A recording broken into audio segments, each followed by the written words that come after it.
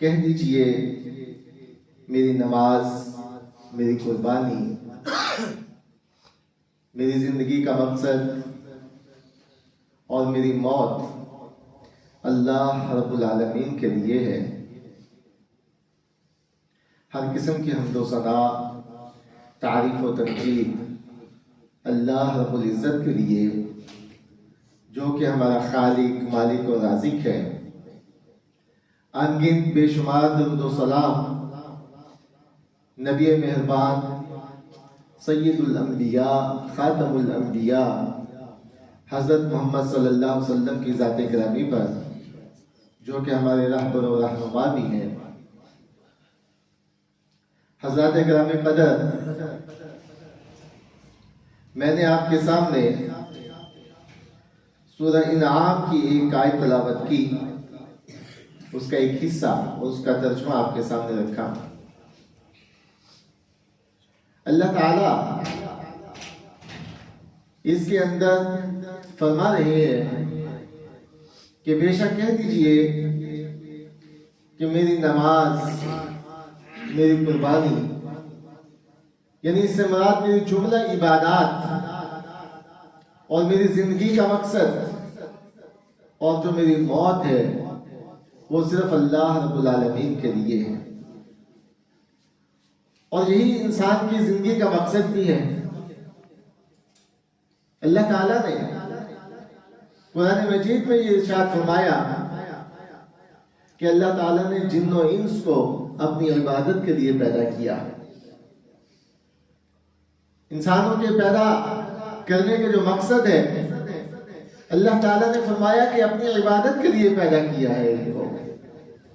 اور یہ جو چار چیزیں یہاں بیان کی جا رہی ہے کہ ان صلاتی و نسکی و محیای و مماتی للہ رب العالمین، یہ خالص اللہ کے لیے ہے۔ یہ عبادات انسان کی زندگی کے مختلف اوقات، بچپن سے لے کے بڑھاپے تک اور پھر انسان کی موت تک، یہ جتنے بھی مراحل ہیں تمام کے تمام اللہ رب العزت کے لیے ہونے چاہیے۔ اس میں اللہ کے علاوہ کسی اور کو شریک نہیں ٹھہرانا۔ یہ ہے خالص اسلام کی دعوت، اور یہ ہے ایک مسلمان کا خالص اللہ تعالی کے لیے ہو جانا۔ اس کے اندر دنیا میں گزارنے کے لیے مختلف نظام ہے زندگی جو ہے ان کو ہم دیکھتے ہیں اور ان کا سامنا کرتے ہیں، اس کو اختیار کرتے ہیں۔ اس میں نظام سیاست بھی ہے، نظام معیشت بھی ہے، معاشرت بھی ہے، اس میں تعلیم بھی ہے، اس میں خاندانی نظام ہے، اس میں انسان کی اپنی انفرادی زندگی ہے۔ یہ تمام کی تمام چیزیں اللہ رب العزت کے لیے ہونی چاہیے۔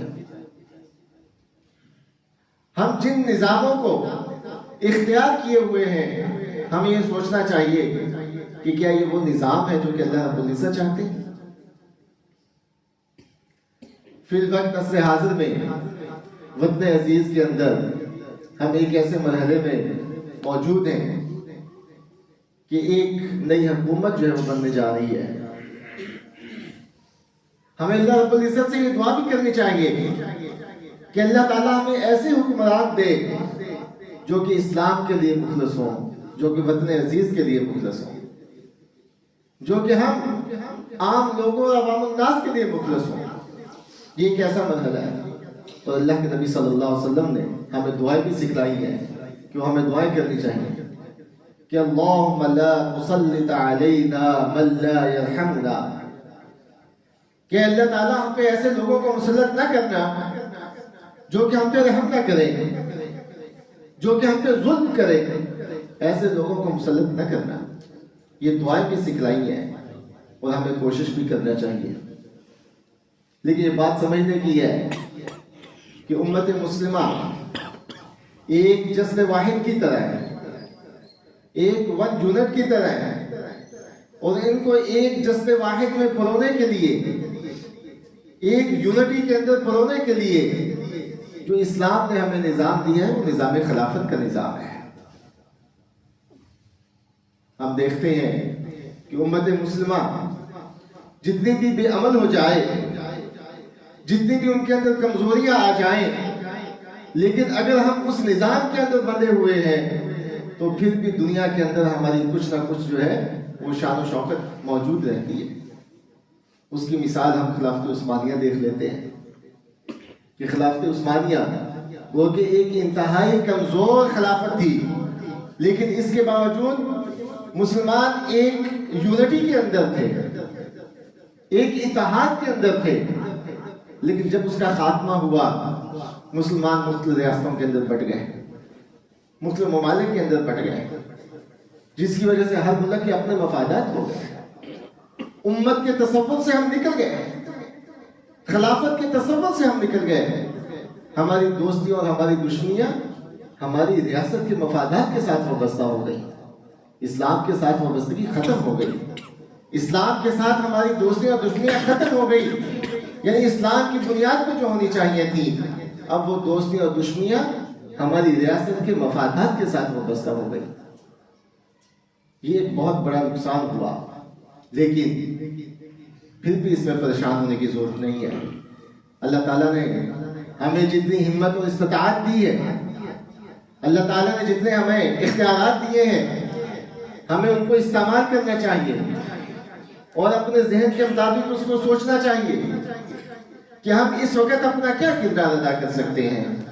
ہم یہی کردار ادا کر سکتے ہیں کہ ہم یہ سوچیں، اللہ تعالیٰ نے قرآن مجید کے اندر جب یہ فرمایا کہ الذین ان مکناہم فی الارض اقاموا الصلاۃ وآتوا الزکاۃ وامروا بالمعروف ونہوا عن المنکر، کہ جب ہم ان کو زمین پہ حکومت دیتے ہیں، جب کوئی حکومت بنتی ہے، جب کوئی حکمران بنتا ہے، تو اس کے اولین فرائض میں سے یہ 4 فرائض اللہ تعالیٰ نے قرآن مجید میں بیان کیے ہیں۔ یہ 4 فرائض ہیں اس حکومت کے، جو ایک مسلمان علاقے کے اندر بننے والی حکومت ہے۔ اس میں سے سب سے پہلی چیز کیا ہے؟ نماز کا قیام اور اس کا نظام قائم کرنا ہے۔ دوسرے نمبر پر فرمایا وآتوا الزکاۃ، اور زکات کا نظام قائم کرنا، اور تیسرے نمبر پہ امر بالمعروف، اور چوتھے نمبر پہ نہی عن المنکر کا فریضہ سر انجام دینا۔ تو ہم نے یہ دیکھنا ہے کہ وہ کون لوگ ہیں جو کہ یہ 4 فرائض ادا کرتے ہیں یا کرنے چاہتے ہیں۔ ہمیں ان لوگوں کو آگے لانے کی کوشش کرنی چاہیے، ہمیں یہ دیکھنا چاہیے، اور یہ ان کے فرائض میں بنتا ہے کہ جب اللہ تعالیٰ ان کو حکومت دے، ہم مسلمان ہیں، مسلمان ملک کے اندر رہتے ہیں، ہمارے جتنے بھی سیاسی قائدین ہیں تمام کے تمام مسلمان ہیں، اور جو بھی حکومت بنے ان کو اس آیت کے مطابق سب سے پہلے نظام جو قائم کرنے چاہیے وہ نماز کا نظام ہے، وہ زکوٰۃ کا نظام ہے، وہ امر بالمعروف و نہی عن المنکر کا نظام ہے۔ اور یہ حیرت کی بات ہے اور غور و فکر کی بات ہے کہ اللہ تعالیٰ نے کسی بھی حکومت کے لیے جو سب سے پہلا قدم اٹھانے کا اللہ تعالیٰ نے حکم دیا ہے وہ نظام نماز کا قائم کرنا ہے۔ تو آج ہم دیکھیں کہ نماز کی اہمیت ہم اپنے دل میں کیا رکھتے ہیں اور اللہ تعالیٰ کے ہاں نماز کی اہمیت کیا ہے۔ ہمارے کتنے فیصد لوگ نماز پڑھتے ہیں؟ ہم خود نماز نہیں پڑھتے، ہم زکوٰۃ کی ادائیگی سے بچتے ہیں، اور پھر ہم یہ دعا کریں اور یہ خواہش کریں کہ اللہ تعالیٰ ہمیں حضرت عمر جیسا حکمران دے، تو یہ ہماری خام خیالی ہو سکتی ہے، یہ ہماری خام خیالی اور بے وقوفی ہو سکتی ہے، کیونکہ ہم خود اس چیز پہ عمل نہیں کر رہے جو کہ اللہ تعالیٰ نے فرمایا ایک حکومت کے لیے کہ وہ نماز کا نظام قائم کرے۔ کیا ہم نمازیں پڑھتے؟ کیا ہم نے اپنے آفسز کے اندر، اپنے جو تجارت کے جو مراکز ہیں اس کے اندر، اپنے گھروں کے اندر کیا ہم نے یہ نظام قائم کیا ہوگا؟ کیونکہ اللہ کے رسول صلی اللہ علیہ وسلم نے یہ فرمایا کہ الا کلکم راعی وکلکم مسئول عنہ، کہ تم میں سے ہر شخص جو ہے وہ نگہبان ہے، ہر شخص نگران ہے، سب سے اس کی نگہبانی اور نگرانی کے بارے میں سوال کیا جائے گا، اور میں نگہبان ہوں جتنے بھی میرے سبارڈینیٹ ہیں، جہاں میں کام کرتا ہوں میری اولاد، میرے بیوی بچے فیملی، وہ سارے کے سارے جو ہے وہ ان کے اوپر نظام قائم کرنا یہ میری ذمہ داری ہے۔ اگر ہم انفرادی طور پہ اپنی ذمہ داریوں کا احساس کر لیں اور انفرادی طور پہ ہم ان ذمہ داریوں کو اپنانا شروع کر دیں اور نبھانا شروع کر دیں تو سارا کا سارا نظام ٹھیک ہو سکتا ہے۔ اور نماز ایک ایسی عبادت جس کے بارے میں اللہ کے رسول صلی اللہ علیہ وسلم نے ارشاد فرمایا کہ ایک مسلمان اور کافر کے درمیان فرق کرنے والی چیز نماز ہے۔ اور اللہ تعالیٰ نے قرآن مجید کے اندر ارشاد فرمایا کہ جب جہنمی لوگ جہنم میں چلے جائیں گے اور جنتی لوگ جنت میں چلے جائیں گے تو اللہ تعالیٰ اپنی قدرت کاملہ کے سبب جو جہنمی لوگ ہیں، جو جنتی لوگ ہیں، ان کی خواہش کے مطابق وہ کہیں گے کہ اے اللہ تعالیٰ کہ فلاں شخص تھا دنیا کے اندر میرا دوست، میرا کولیگ، میرا رومیٹ، میرے ساتھ بیٹھنے اٹھنے والا، کھانے پینے والا، جنت میں نہیں ہے۔ بتایا جائے گا وہ تو جہنم میں ہے۔ وہ کہیں گے اللہ تعالیٰ میں اس سے بات کرنا چاہتا ہوں، اور جنت میں تو جو بھی انسان خواہش کرے گا اللہ تعالیٰ خواہش پوری کرے گی۔ اللہ تعالیٰ کہیں گے ٹھیک ہے بات کر۔ جب وہ اپنے جاننے والوں سے بات کریں گے اللہ تعالیٰ اپنی شان اور قدرت کے مطابق جیسے بھی بات کروائیں گے تو سب سے پہلا یہ سوال کریں گے کہ ما سلککم فی سقر، کہ تم تو میرے دوست تھے، ہم اکٹھے تھے، کون سی چیز ہے تجھے جہنم میں لے آئی؟ تم جہنم میں کیوں آ گئے، کیسے آ گئے؟ تو سب سے پہلا اس کا جواب کیا ہوگا؟ وہ کہ قالوا لم نک من المصلین، وہ کہیں گے ہم نماز نہیں پڑھتے تھے۔ نماز نہ پڑھنے کی وجہ سے جہنم میں ہم چلے گئے۔ یعنی یہ ایک اتنا اہم فریضہ کہ اللہ تعالیٰ نے جہنمی لوگوں کے بارے میں کہ سب سے پہلا وہ عذر یہ پیش کریں گے جہنم میں جانے کا کہ ہم اس لیے جہنم میں چلے گئے کہ ہم نماز نہیں پڑھتے تھے۔ اور یہ اتنا اہم فریضہ کہ حکمرانوں کو یہ تاکید کی گئی اللہ تعالیٰ نے کہ جس کو حکومت ملے وہ سب سے پہلے صلاۃ کا نظام قائم کر دیں، نماز کا نظام قائم کر دیں۔ تو لیکن یہ ہمیں دیکھنا ہے کہ ہم نے اس کو اپنے اوپر بھی امپلیمنٹ کیا یا نہیں کیا۔ تو اس لیے یہ کثرت سے دعا بھی مانگنی چاہیے ان ایام کے اندر کہ اللہم لا تسلط علینا من لا یرحمنا، کہ اللہ تعالیٰ ایسے حکمران ہمیں نہ دے دینا جو کہ ہم پہ رحم ہی نہ کرے۔ ہمارے اوپر مہنگائی اور بے روزگاری اور بد امنی کے جو عذاب ہیں وہ نہ کہیں نازل کر دینا، ان سے نجات دلانا۔ کثرت سے یہ دعا کرنی چاہیے اور بہت غور و فکر اور سوچ سمجھ کے ہمیں فیصلہ کرنا چاہیے۔ یہ تو وطن عزیز کی جو موجودہ صورتحال اس کے بارے میں چند الفاظ میں نے کہے۔ آج ہم دیکھتے ہیں کہ دین جو ہمیں نظر آ رہا ہے، مذہب اسلام جو پوری دنیا کے اندر پھیلا ہوا ہے، کبھی ہم نے غور کیا کہ یہ مکہ سے اٹھا، یہ دین مکہ سے یہ ایک روشنی دین کی وہاں سے پھوٹی اور اس وقت پوری دنیا کے اندر مسلمان جو ہے وہ موجود ہے اور اس دین کی روشنی موجود ہے، اور بہت ہی قلیل عرصے کے اندر، بلکہ اگر دیکھا جائے تو خلافت راشدہ کے اندر مسلمان جو ہے پوری دنیا کے اوپر پھیل چکے تھے، ایون کہ یورپ تک چلے گئے، افریقی ممالک تک چلے گئے، یہ ایشیا کے اس علاقوں میں یعنی جنوبی ایشیا تک جو ہے وہ مسلمان پہنچ گئے، اور اسلامی ریاست کی سرحدیں کتنی وسیع ہو گئی اور کتنی تیزی کے ساتھ ہوئی۔ تو یہ کیا خود بخود ہو گیا نظام ایسا ہو گیا؟ نہیں، اس کے پیچھے قربانیاں دی گئی ہیں، اس کے پیچھے محنت کی گئی ہے، اور قربانی اور محنت جو ہے سب سے زیادہ صحابہ اکرام رضوان اللہ علیہم اجمعین کی ہے۔ انہوں نے اپنے اوقات کی قربانیاں دی، انہوں نے اپنی جانوں کی قربانیاں دی، اور انہوں نے اپنی اولادوں کی قربانیاں دی، اپنا وقت بھی دیا، اور انہوں نے اپنے مال کی قربانیاں دی، اپنا مال بھی لگا دیا، یعنی بے شمار انہوں نے اپنی قربانیاں دی، اور ان قربانیوں کی وجہ سے آج ہمیں اسلام کی رمق نظر آتی ہے پوری دنیا کے اندر۔ اور بالخصوص ہم اپنے وطن عزیز پاکستان میں دیکھتے ہیں، ہمیں مساجد اور مدارس کا نظام نظر آتا ہے، ہمیں یہاں پہ دین نظر آتا ہے، یہاں پہ ہمیں سنت کے مطابق جو ہے لوگوں کی شکلیں نظر آتی ہیں، سنت کے مطابق ہمیں لوگوں کا خواتین کا لباس نظر آتا ہے، اس کی وجہ کیا ہے؟ اس کے پیچھے جو ہے قربانیاں ہیں، اور ان قربانیوں میں جو اولین قربانیاں دینے والے تھے وہ صحابہ کرام رضوان اللہ علیہم اجمعین تھے۔ چند مثالیں ہم دیکھتے ہیں۔ حضرت عمر بن خطاب رضی اللہ تعالیٰ عنہ ایک غزوہ کے موقع پر، یہ مالی اگر قربانی کی میں بات کروں، ایک غزوہ کے موقع پر اپنے گھر کا آدھا سامان لے کر آ گئے صدقہ دینے کے لیے، اور یہ سوچا کہ آج جو ہے سب سے زیادہ مال میں لے کر آیا ہوں۔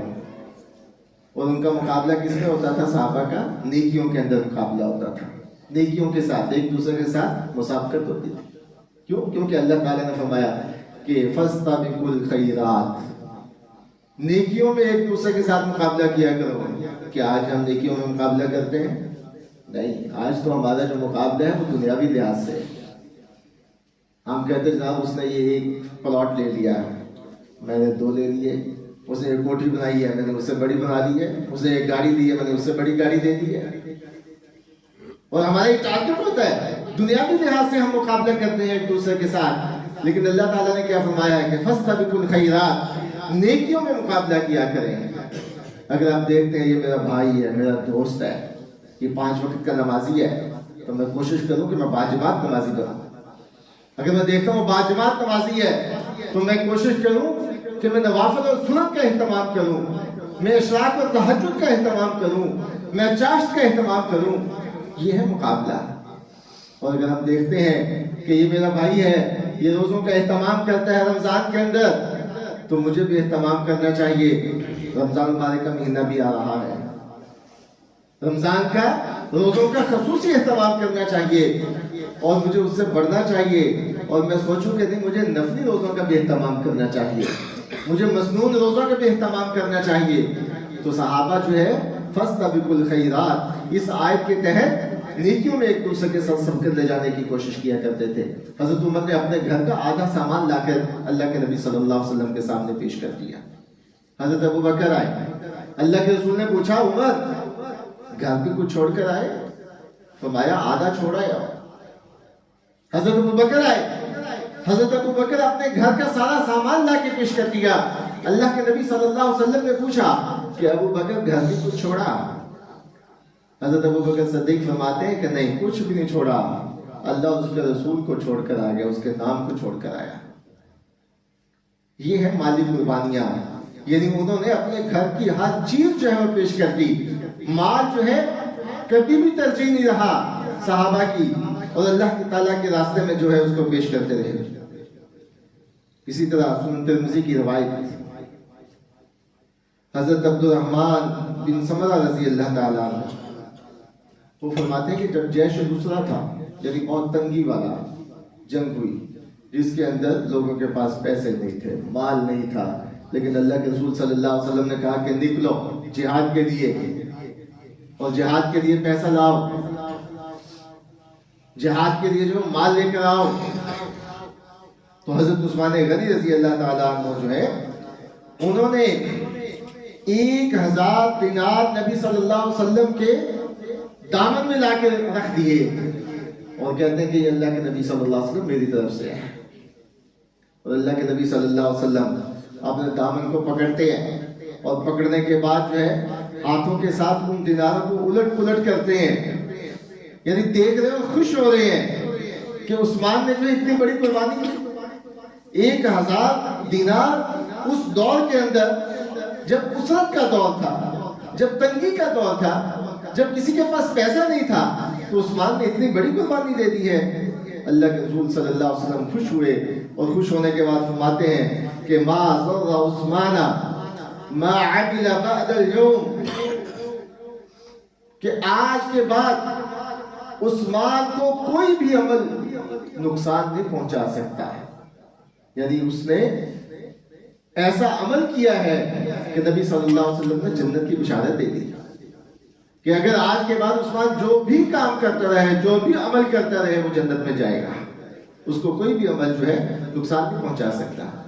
یہ ہے صحابہ اکرام نے جو مالی طور پہ جو قربانیاں دی ہیں، لیکن اس کے ساتھ ساتھ ہم دیکھتے ہیں کہ تکلیفیں کتنی برداشت کی ہیں صحابہ نے۔ جسمانی طور پہ صحابہ اکرام نے کتنی تکالیف برداشت کی ہے اور دین جو ہے وہ ہم تک پہنچا ہے. حضرت عبداللہ بن مسعود رضی اللہ تعالیٰ عنہ روایت کرتے ہیں، سنن ابن ماجہ کی روایت ہے، وہ کہتے ہیں کہ 7 لوگ ابتدا میں 7 لوگ ایسے تھے جنہوں نے اسلام قبول کیا اور انہوں نے اپنے اسلام کو ظاہر کیا. ان 7 میں سے کون تھے؟ رسول اللہ صلی اللہ علیہ وسلم، حضرت ابو بکر صدیق رضی اللہ تعالیٰ عنہ، اس کے علاوہ حضرت عمار بن یاسر اور ان کی والدہ سمیہ رضی اللہ تعالیٰ عنہ، حضرت صہیب رومی رضی اللہ تعالیٰ عنہ، حضرت بلال حبشی رضی اللہ تعالیٰ عنہ، حضرت مقداد رضی اللہ تعالیٰ عنہ. یہ 7 افراد تھے. لیکن وہ فرماتے ہیں کہ رسول اللہ صلی اللہ علیہ وسلم کو قریش جو مشرکین تھے ان کی ایذا رسانیوں سے اللہ تعالیٰ نے ابو طالب کی وجہ سے ان کو بچائے رکھا، اور حضرت ابو بکر صدیق رضی اللہ تعالیٰ عنہ کو اللہ تعالیٰ نے ان کے قبیلے کی وجہ سے ان کو ان کی ایذا رسانیوں سے بچائے رکھا. لیکن جو باقی لوگ تھے ان کے اوپر اتنا ظلم و تشدد کیا گیا کہ مشرکین نے کسی کو باندھ دیا، کسی کو جو ہے سڑکوں کے اوپر کھینچا گیا، کسی کو جو ہے اتنا ظلم کیا گیا کہ مار مار کے شہید کر دیا گیا. حضرت سمیہ رضی اللہ تعالیٰ عنہ جیسے، حضرت بلال. لیکن حضرت بلال رضی اللہ تعالیٰ عنہ ایک ایسے صحابی تھے کہ ان کے اوپر جتنا ظلم و تشدد کیا جاتا لیکن ان کی زبان سے صرف ایک لفظ تھا، احد احد، یعنی اللہ ایک ہے، یعنی اس سے میں نہیں پھر سکتا. یعنی اتنی تکلیفیں برداشت کی صحابہ نے، اور ان تکلیفوں کی وجہ سے جو دین ہے ہم تک پہنچا، جو اسلام ہے ہم تک پہنچا ہے. اور اسی طرح حضرت سہل بن حنیسہ رضی اللہ تعالیٰ عنہ یہ روایت کرتے ہیں، سنن ابی داؤد کی روایت ہے کہ ایک مرتبہ غزوہ حنین کے موقع پر، غزوہ حنین کے موقع پہ اللہ کے رسول صلی اللہ علیہ وسلم اپنی سواری پہ بیٹھے ہیں اور صحابہ کے ساتھ لشکر کے ساتھ تیزی کے ساتھ جا رہے ہیں. اور جب وہاں قبیلہ حوازن کے پاس پہنچتے ہیں تو اللہ کے رسول مغرب کی نماز ہو جاتی ہے، مغرب کی نماز پڑھاتے ہیں. اتنے میں ایک شخص آتا ہے، وہ کہتا ہے کہ اللہ کے رسول صلی اللہ علیہ وسلم، میں ابھی آپ سے آگے آگے گیا تھا اور میں نے دیکھا کہ بنو حوازن کے جو لوگ ہیں وہ اکٹھے ہو گئے ہیں، ان کی عورتیں بھی ان کے ساتھ ہیں اور اپنا مال و اسباب اور اسلحہ لے کر آئے ہوئے ہیں، ان کے جانور چوپائے بھی ان کے ساتھ ہیں، بکریاں بھی ان کے ساتھ ہیں، اور بہت بڑی تعداد میں وہ اکٹھے ہیں. اللہ کے رسول صلی اللہ علیہ وسلم نے جب بات سنی مسکرائے. اللہ کے رسول نے فرمایا کہ کوئی بات نہیں، یہ سارے کے سارے جو ہیں یہ مال غنیمت میں آئیں گے ہمارے پاس. اور پھر اللہ کے رسول صلی اللہ علیہ وسلم نے یہ آواز لگائی اور کہا کہ میں یحرسنا اللیل، کون وہ شخص ہے جو آج رات جو ہے پہرہ داری کرے گا؟ کون شخص ہے جو پہرہ داری کے فرائض سر انجام دے گا؟ تو ایک صحابی آگے بڑھتے ہیں، وہ کہتے ہیں کہ اللہ کے رسول صلی اللہ علیہ وسلم میں کروں. حضرت انس بن ابو مرثد غنوی یہ صحابی ہے، اپنے آپ کو پیش کرتے ہیں کہ اللہ کے رسول یہ کام میں کروں. اللہ کے رسول صلی اللہ علیہ وسلم نے کہا کہ ٹھیک ہے، تم جاؤ اور اس پہاڑ کے اوپر، یہ 2 پہاڑ ہیں، دونوں پہاڑوں کے اوپر آپ نے کبھی اس پہ کبھی اس پہ جانا ہے اور ان کا جو لشکر ہے اس کے اوپر نظر رکھنی ہے. ایسا نہ ہو کہ ہم دھوکے کی وجہ سے کہیں نقصان نہ ہو جائے ہمیں، اس لیے آپ نے بالکل الرٹ رہنا ہے. وہ صحابی چلے جاتے ہیں، اللہ کے رسول صلی اللہ علیہ وسلم رات گزارتے ہیں. صبح کا وقت ہے، فجر کی نماز کا ٹائم ہو گیا. اللہ کے رسول پوچھتے ہیں کہاں ہے تمہارا سوار، آیا نہیں؟ صحابہ نے کہا کہ نہیں، ابھی تو ہمیں نظر نہیں آیا. اللہ کے رسول نے نماز پڑھائی، سلام پھیرا، سلام پھیرنے کے بعد کہتے ہیں کہ خوش ہو جاؤ، آپ کا سوار آ گیا. صحابہ نے دیکھا گھاٹی کے اندر سے، درختوں کے اندر سے وہ صحابی جو ہے انس بن ابو مرثد گھوڑے کی پیٹھ پر بیٹھے ہوئے اور آ جاتے ہیں. اللہ کے رسول صلی اللہ علیہ وسلم نے پوچھا کیا میرے صحابی کیا حالات ہیں؟ وہ کہتے ہیں کہ اللہ کے رسول کوئی شخص بھی نہیں ہے، میدان بالکل خالی ہے، سب چلے گئے ہیں. تو اللہ کے رسول صلی اللہ علیہ وسلم نے پوچھا کہ کیا تم نے رات آرام بھی کیا ہے یا گھوڑے کے اوپر ہی بیٹھا رہا؟ صحابی کہتے ہیں کہ اللہ کے رسول میں تو گھوڑے کے اوپر ہی بیٹھا رہا، سوائے حاجت کے لیے یا نماز پڑھنے کے لیے اترا تھا۔ تو اللہ کے رسول صلی اللہ علیہ وسلم خوش ہو گئے اور اس کو جنت کی بشارت دی کہ تجھے اللہ تعالیٰ نے جو ہے تجھے جنت مبارک ہو، اور اس کو بھی یہ فرمایا کہ اگر آج کے بعد کوئی بھی تو عمل نہ کرے یا کوئی بھی ایسا عمل کرے جو کہ خلاف شرع ہو لیکن وہ تجھے نقصان نہیں پہنچائے گا تو جنت میں جائے گا۔